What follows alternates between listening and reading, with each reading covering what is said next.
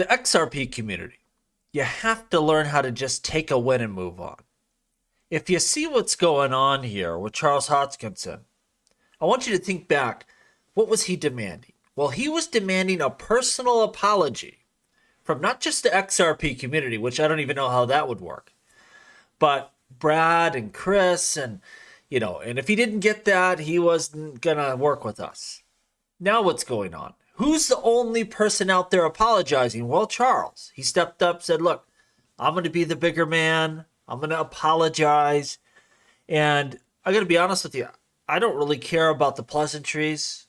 Doesn't mean much to me. Wasn't worried about it to begin with. But there's some big things going on behind the scenes here that I think we need to look at and understand, because this could be great for, again, both the ADA investor and also the XRP investor as well. This is pretty significant. Let's take a look at this. Amazing how this has unfolded really quickly. We see Charles saying the following: I spoke with Brad Garlinghouse. He's a great CEO and extremely collaborative. I'm excited to see how the future unfolds. Again, this has come together very quickly. And it's not just one-sided. We see Brad saying the following: thank you for the kind words, Charles.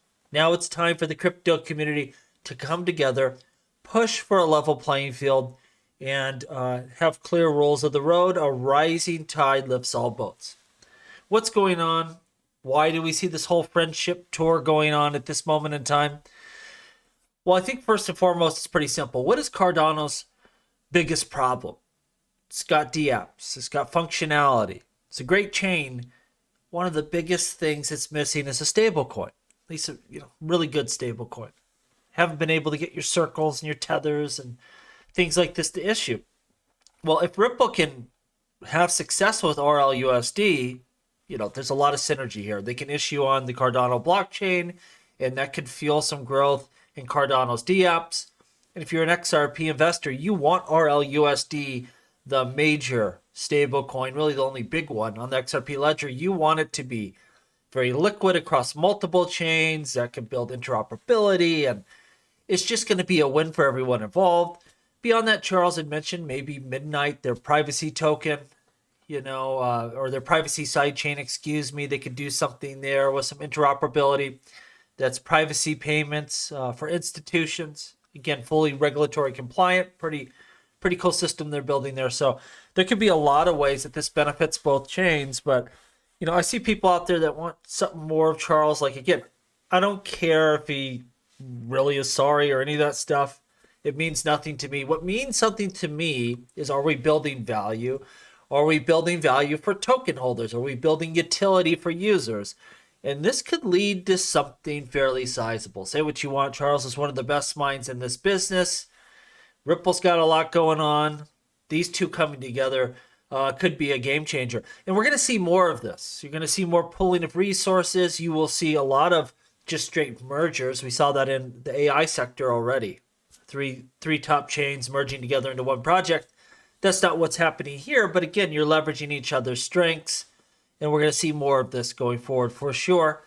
This future, this interoperable future where you lean on various chains for their strengths, help make up for some of your weaknesses. There's a lot you could do with the XRP ledger and with the Cardano blockchain. I think it's a great pairing. And just to start with, getting that stable coin on Cardano will be a game changer for that blockchain and could do a lot for RLUSD. If you remember back, PayPal, they were struggling with their stablecoin. No one was using it. And then they issued on the Solana blockchain, and people started using that PayPal token in DeFi, and it really fueled the growth of that stablecoin. So the more significant major change you could get RLUSD on, the better. So this is something I think to be really excited about, to get behind, and we'll see where it goes. You don't know, probably very early stages, but it seems like there's something substantial going on behind the scenes that could be quite lucrative. Now, I saw this post from Crypto Eddie, and she says this might get weird, and it sure sounds like it.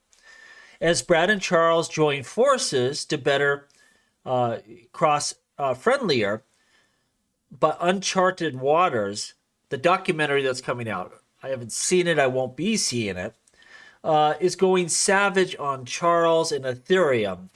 And, this kind of stuff, again, I like conspiracy theories.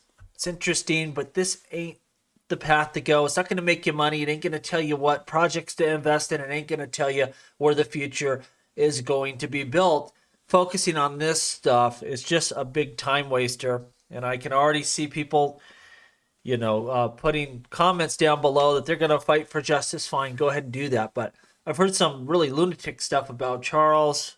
He's working with all sorts of government agencies and stuff, foreign governments, and this is one of the good guys. Charles is a good guy within this space. I don't always agree with him, but I think you're going to see a lot of good things coming out of that Cardano blockchain, and a lot of good work between Ripple and Cardano, specifically in Charles.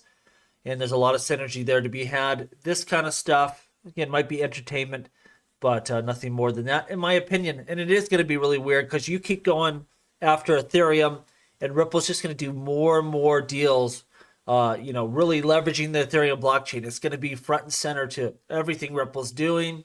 You go after Charles, now they're doing deals with Cardano. It's just, people that really don't see what's going on. I've been trying to tell people the way this is going to go. And it's clear as day.